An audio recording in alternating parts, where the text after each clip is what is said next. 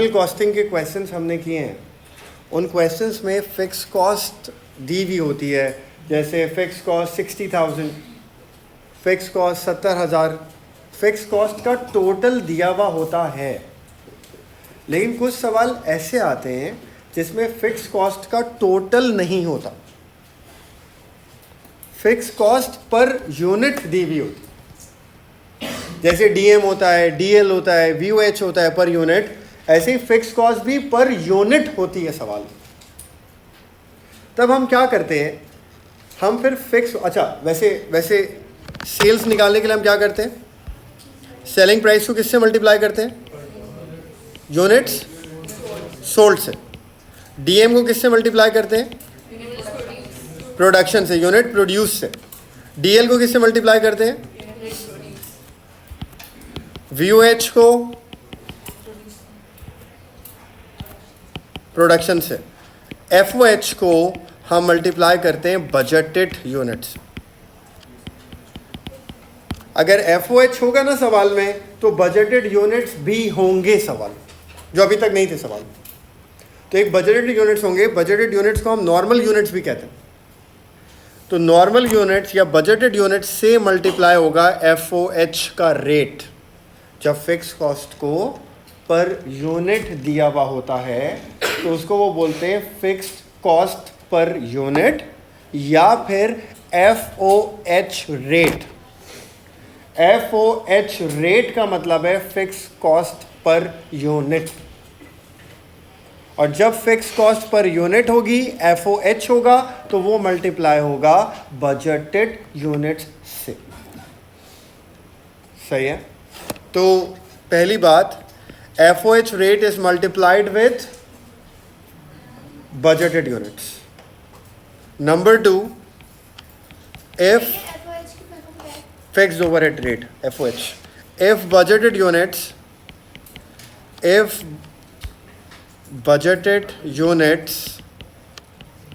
are not given in question, then FOH rate is multiplied with units produced। ये भी production से multiply हो जाता है, जैसे डीएम डीएल होता है ना वैसे ही। लेकिन हुसैन क्या हुआ, तो एफओएच पहले किससे मल्टीप्लाई होगा, बजटेड यूनिट से मल्टीप्लाई होगा। और अगर सवाल में बजटेड यूनिट्स नहीं है तो फिर एफओएच किससे मल्टीप्लाई होगा, प्रोडक्शन से मल्टीप्लाई। सही है? एफओएच किससे मल्टीप्लाई होगा, प्रायोरिटी किसको दी जाएगी एफओएच के वक्त में, बजटेड यूनिट्स को। अगर बजटेड यूनिट्स नहीं है सवाल में, फिर एफओएच किससे मल्टीप्लाई होगा, प्रोडक्शन से मल्टीप्लाई। सही है? अब इसका एक सवाल सॉल्व कर लेते हैं।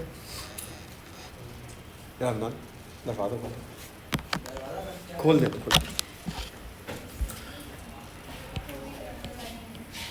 ये सेलिंग प्राइस 29, डायरेक्ट मटेरियल, ये सब पर यूनिट है ना, मैं लिख देता हूँ पर यूनिट।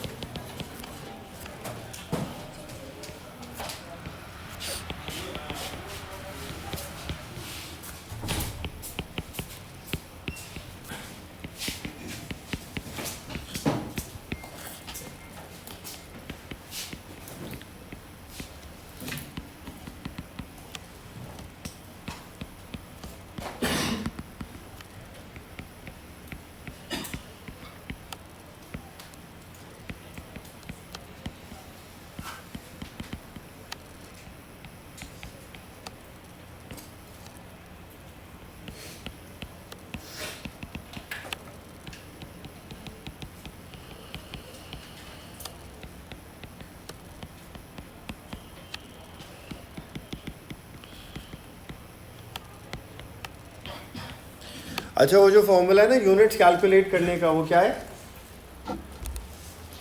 यूनिट्स कैलकुलेट करने का फॉर्मूला क्या है, opening plus production minus sale is equals to closing. Budgeted उसमें नहीं आते, बजटेड यूनिट्स कहीं भी नहीं आएंगे, कहीं नहीं आएंगे बजटेड यूनिट, सिर्फ एक जगह पर आएंगे, एफओएच को मल्टीप्लाई करने बस, और कहीं नहीं आएगा बजटेड। ठीक है, सॉल्व करें इसको, पहले तो क्लोजिंग इन्वेंट्री निकालें और फिर मार्जिनल कॉस्टिंग बनाएं इसकी जल्दी से। ये वाला क्वेश्चन मैं करा तो उसके बाद वाला आप कर लीजिए, देखिए कर लें, चले कर लें, जल्दी कर लें। पहले क्लोजिंग के यूनिट्स निकाल लें जल्दी से।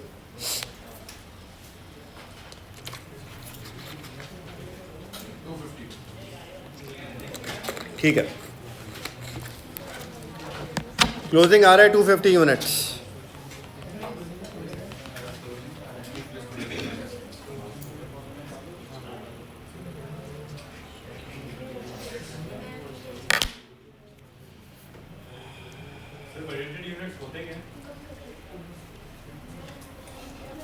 बहुत लंबी कहानी है,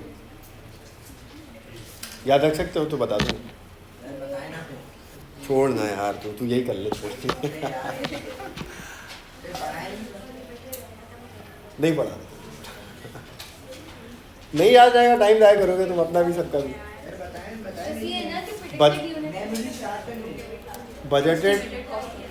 बजटेड यूनिट्स होते हैं जो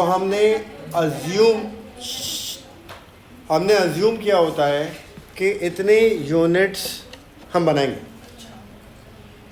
फॉर एग्ज़ाम्पल इस कमरे का किराया है 1 लाख रुपए। इस कमरे का किराया कितना है?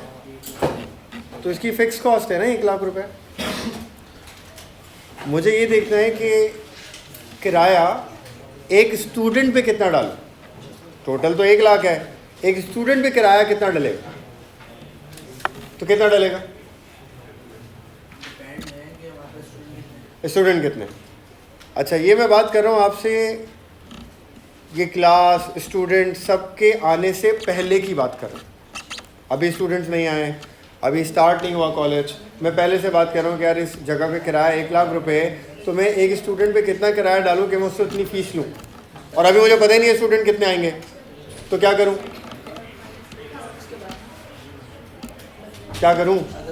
अजम्पशन लूँगा। मैंने अजम्पशन ले ली 50 स्टूडेंट्स हैं, अभी नहीं पता कितने आएंगे, मैंने अजम्पशन ले ली 50 स्टूडेंट्स हैं, तो 1 लाख डिवाइड बाई 50 करो, 2000 आएगा एक स्टूडेंट पे। तो एक स्टूडेंट पे किराया कितना आ गया? तो ये तो 50 एज्यूम करें ये बजटेड है, ठीक हो गया। अब जब स्टूडेंट आए तो वो आ गए 70 स्टूडेंट आ गए। एक स्टूडेंट पे किराया कितना था? 2000, 70 पे कितना हो गया? 140। जबकि एक्चुअली किराया कितना है? 1 लाख। 140 हो सकता है? ये फिक्स कॉस्ट है, ये तो नहीं हो सकती, ये तो गलत हो जाएगा। तो क्या करूं मैं? 2000 को किससे मल्टीप्लाई करूं फिर? किन बच्चों से? जो अज्यूम करे थे 50, तो कितना आएगा? 1 लाख। तो इसका मतलब फिक्स कॉस्ट पर यूनिट 2000 थी, वो किससे मल्टीप्लाई हुई? बजटेड यूनिट 50 से ही मल्टीप्लाई हुई। चाहे आपके पास 70 बच्चे हो, चाहे आपके पास 30 हो, चाहे आपके पास 20 हो, चाहे आपके पास 100, अगर आप इनसे मल्टीप्लाई करोगे तो फिक्स कॉस्ट चेंज होती जाएगी। तो हम लोग फिक्स कॉस्ट इससे मल्टीप्लाई नहीं करते, हम फिक्स कॉस्ट किससे मल्टीप्लाई करते हैं? हमेशा बजटेड से ही। जिस यूनिट्स को सोच के वो 2000 निकला है वो हमेशा उसी से मल्टीप्लाई होगा, तो एक्चुअल फिक्स कॉस्ट आएगी आपकी। पता नहीं हमसे नहीं पता।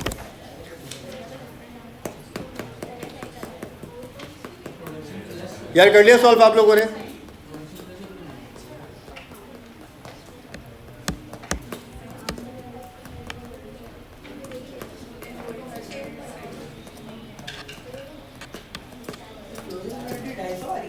हाँ 250, 250 यूनिट।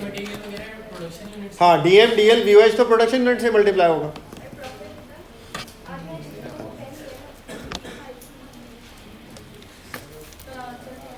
आंसर आया किसी का? नहीं, कितना आ रहा है? किसी और का प्रॉफिट आया? 15,200। सही।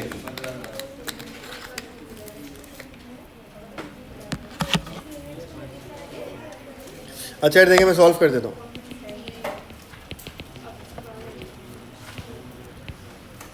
सबसे पहले आएंगी सेल्स। सेलिंग प्राइस क्या थी? 29 मल्टीप्लाई बाय यूनिट सोल्ड। कितने यूनिट्स बेचे? 3400। कितनी आ गई सेल्स?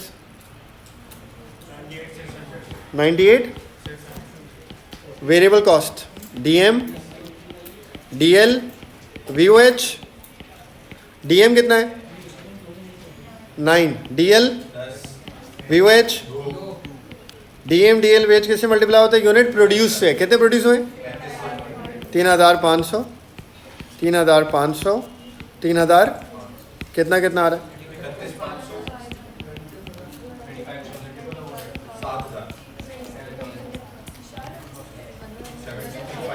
70। अब लिखें ओपनिंग और क्लोजिंग। ओपनिंग के यूनिट्स कितने थे? 150। क्लोजिंग कितना है? 250। ओपनिंग और क्लोजिंग मार्जिनल कॉस्टिंग में किससे मल्टीप्लाई होती है? VCOP से, वेरिएबल कॉस्ट ऑफ प्रोडक्शन से। वेरिएबल कॉस्ट ऑफ प्रोडक्शन के लिए डीएम, डीएल और VOH। डीएम कितना है? 9, 10 और 2, कितना हो गया? VCOP एक यूनिट का 21। ये 21 से मल्टीप्लाई होगा। 3150। ओपनिंग प्लस और क्लोजिंग माइनस, क्या आ रहा है आंसर? इसको ऊपर सेल्स में से माइनस कर दें, कंट्रीब्यूशन आ जाए माइनस 27। FOH, यहाँ फिक्स कॉस्ट टोटल नहीं दी हुई थी, FOH दिया हुआ था। FOH कितना है पर यूनिट? 4 रुपये। मल्टीप्लाई पे बजटेड यूनिट से मल्टीप्लाई होगा। फिक्स कॉस्ट बजटेड यूनिट से आएगी अगर सवाल में दी हुई बजटेड दी हुई 3000 यूनिट्स, 12000, 15200 का आ रहा है प्रॉफिट।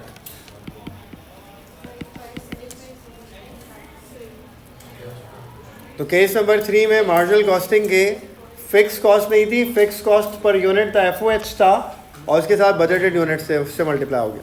ये बात याद रखिएगा, अगर किसी सवाल में बजटेड यूनिट्स नहीं होंगे, ये लिखवाया हुआ है, अगर बजटेड नहीं होंगे तो फिर ये किससे मल्टीप्लाई होगा? ये पे प्रोडक्शन से ही मल्टीप्लाई होगा FOH, तो ये बजटेड नहीं है। अभी भी कुछ लोग हैं जिनको मार्जिनल नहीं आता, मार्जिनल जिनसे सॉल्व नहीं होता।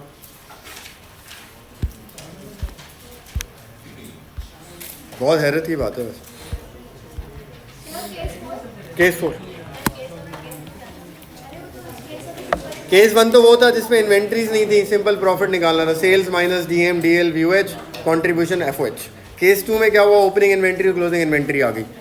केस 3 में ये हुआ FOH आ गया, फिक्स कॉस्ट नहीं है, FOH है। अच्छा, केस नंबर 4, VSOH।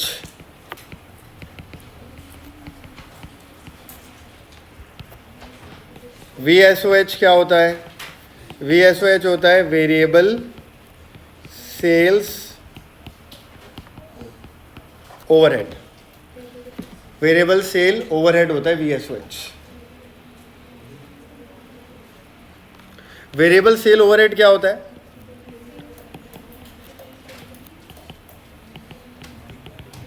ये होता है सेल्स का commission. VSOH is variable sale overhead. Variable sale overhead क्या होता है? सेल्स का कमीशन। जब कोई सामान बेचता है उस पर हम कमीशन देते हैं, जो कमीशन देते हैं वो VSOH होता है। जो हम कमीशन देंगे ये वेरिएबल कॉस्ट होगी, फिक्स कॉस्ट होगी? कमीशन क्या होगा? आप कमीशन की टर्म्स क्या होती है हमारे? जितने ज़्यादा यूनिट्स बेचेगा उतना कमीशन देंगे, और जितने यूनिट्स नहीं बेचेगा उतना कमीशन नहीं देंगे। तो कमीशन डायरेक्टली लिंक्ड है कितने यूनिट्स वो बंदा बेच रहा है, बेचने से। जितने यूनिट्स बेचेगा उतना कमीशन मिलेगा। 10 यूनिट बेचेगा, 10 यूनिट का कमीशन मिलेगा। 50 यूनिट बेचेगा, 50 यूनिट का कमीशन मिलेगा। 2000 यूनिट बेचेगा, 2000 का कमीशन लेगा। तो ये वेरिएबल कॉस्ट है, यूनिट्स के हिसाब से चल रही है। तो ये कमीशन वेरिएबल कॉस्ट है, लेकिन ये इनडायरेक्ट कॉस्ट है।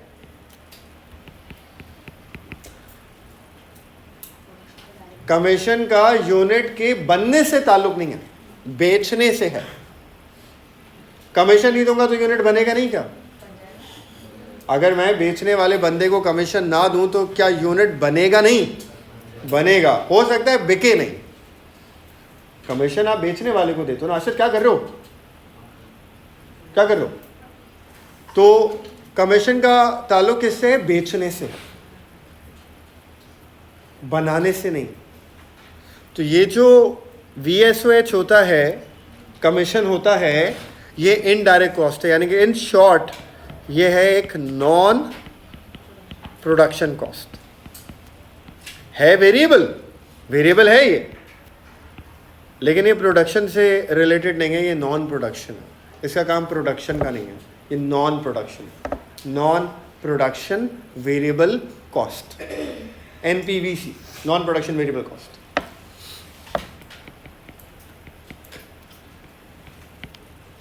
सही है? वेरिएबल कॉस्ट है, कमीशन है, वेरिएबल कॉस्ट है, लेकिन बनाने की नहीं है, नॉन प्रोडक्शन। इसका बनने से ताल्लुक नहीं, बेचने से ताल्लुक। क्लियर है बात? अब आप लोग मुझे एक बात बताएं, ये यहाँ पे बहुत सारी बातें आपको याद रखने की हैं। आपको मैंने बोला साथ साथ कॉस्टिंग पढ़ते रहेगा, साथ साथ नहीं पढ़ेंगे ये भी ख़राब होगा। ये ख़राब होगा ना तो फिर आप अकाउंटिंग सही से नहीं कर पाएंगे, आगे बहुत टफ हो जाएगा आपके लिए। अब मैं आपको इतना तोड़ तोड़ के पढ़ा रहा हूँ, अब एक एक करके चीज़ें बताता जा रहा हूँ, तो पुरानी याद होंगी तो आप नई चीज़ें आगे एब्जॉर्ब करेंगे ना, वरना कैसे करेंगे। अब एक बात सुनो, DM हम किससे मल्टीप्लाई करते हैं? क्योंकि DM का ताल्लुक क्या है? जितने यूनिट्स बने उतना मटेरियल लगेगा। DL लेबर कितने पैसे लेगी? जितने यूनिट्स। वेरिएबल ओवरहेड कितना लगेगा? जितने यूनिट। VSOH सेल्स का कमीशन आप कितने देंगे? जितने यूनिट बने या जितने बिके? बिल्कुल सही है, ये यूनिट सोल्ड के हिसाब से। DM DL VOH किस हिसाब से आएगा? जितने बने, प्रोडक्शन के हिसाब से। ये सेल्स का कमीशन है, सेल्स का कमीशन किस हिसाब से आएगा? जितने यूनिट बिके। जो बेचेगा उतना कमीशन देंगे ना यार, नॉर्मल कॉमन सेंस वाली बात है। ऐसे ही है ना, मैं बना रहा हूँ 1000 कुर्सियाँ, बिक रही हैं 10 कुर्सियाँ, तो कमीशन उसको 1000 कुर्सी का दे दूँ? जितनी बेची उतना ही दूंगा ना। तो कमीशन कितना मिलेगा? जितने यूनिट बेचे। तो ये जो VSOH है ना, ये यूनिट सोल्ड के हिसाब से आता है। DM DL VOH unit produce, VSOH unit sold. एक हो गई बात। दूसरी बात,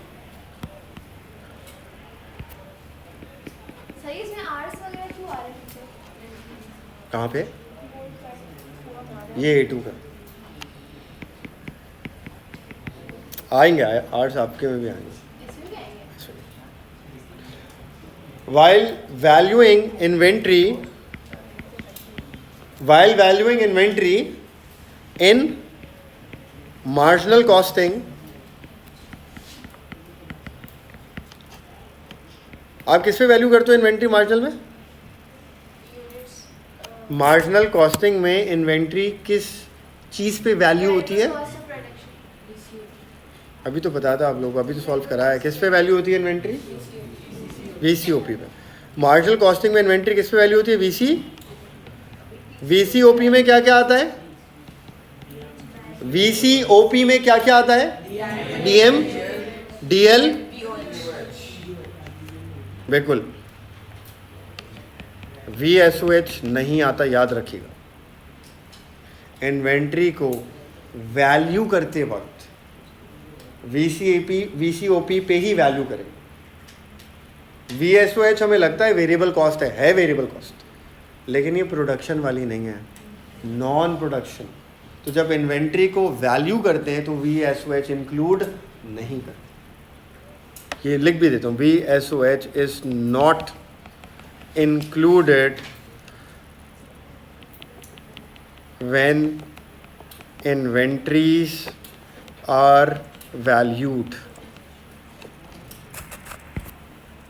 opening और closing। VSOH नहीं आएगा इसके अंदर। फॉर एग्जाम्पल फॉर्मेट लिखता हूँ, देखें। सबसे पहले हम क्या लिखेंगे? सेल्स कैसे आती है? Selling price into units sold. Sales आ गई।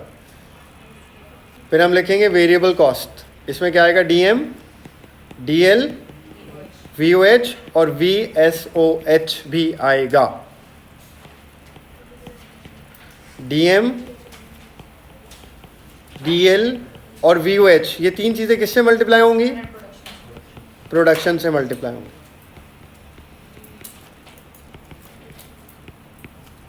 ठीक है, और ये जो वीएसओएच है ये किससे मल्टीप्लाई होगा, ये यूनिट सोल्ड से मल्टीप्लाई होगा। ठीक हो गया। अब आप लिखेंगे ओपनिंग और क्लोजिंग, ओपनिंग के यूनिट्स और क्लोजिंग के यूनिट्स ये मल्टीप्लाई होंगे किससे, वीसीओपी से। वीसीओपी क्या होगा, डीएम, डीएल, वीओएच पर यूनिट, यही तीन चीजें होंगी, वीएसओएच नहीं होगा। लिखा है वीएसओएच हमने यहाँ पे, लेकिन इन्वेंट्री को वैल्यू करते वक्त वीएसओएच इस्तेमाल नहीं होगा। क्यों नहीं होगा, क्योंकि ये नॉन प्रोडक्शन कॉस्ट है, ये प्रोडक्शन से रेलेवेंट नहीं है, ये नॉन प्रोडक्शन, इसलिए इंक्लूड नहीं है। टोटल आएगा, ये माइनस होगा ऊपर सेल्स में से, तो हमारे पास क्या आएगा, कंट्रीब्यूशन। इसमें से हम फिक्स कॉस्ट माइनस करेंगे, FOH rate into budgeted units, अगर बजटेड नहीं है तो प्रोडक्शन। अब आ जाएगा प्रॉफिट। ये वीएसओएच के साथ फॉर्मेट ही हो जाएगा अगर वीएसओएच क्वेश्चन में है तो।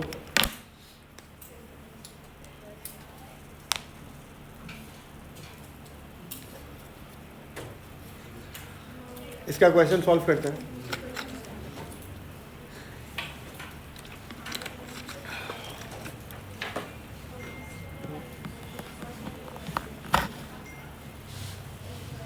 सही है, सॉल्व करें, आगे चलें। जल्दी कॉपी कर लें प्लीज।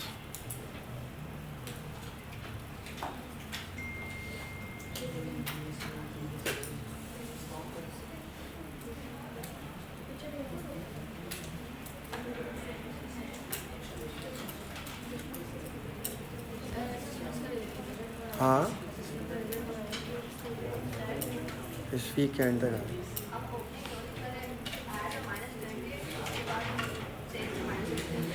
हाँ पहले ये जो खर्चा है ना 4, इनका टोटल आ गया, इसमें फिर ओपनिंग की वैल्यू ऐड हुई, क्लोजिंग की माइनस हुई, फिर जो आंसर आएगा वो उस कॉलम में जाके सेल्स से माइनस होगा। कुछ लोग क्या करते हैं, पहले वो खर्चे माइनस करते हैं, सेल्स में से आंसर निकाल लेते हैं, फिर ओपनिंग क्लोजिंग लेके जाते हैं, गलत हो जाता है, उसका इम्पैक्ट उल्टा पड़ेगा। इसी तरह कर, हाँ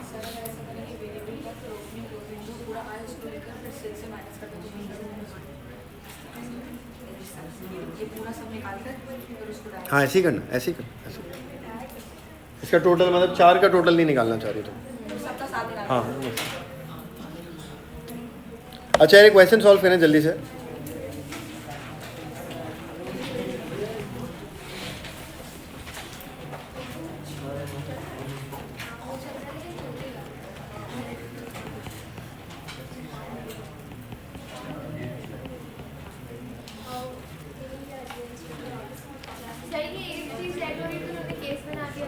क्या चीज़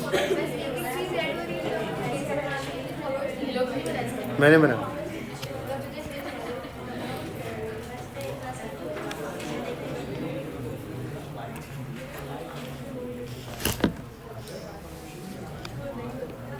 मतलब बहुत आसान सी बात है, लेकिन वही है ना कि याद नहीं रहती लोगों को, फिर इसलिए अलग से केस बना दिया, वरना तो ये एक साथ हो जाना चाहिए। हाँ आसान है।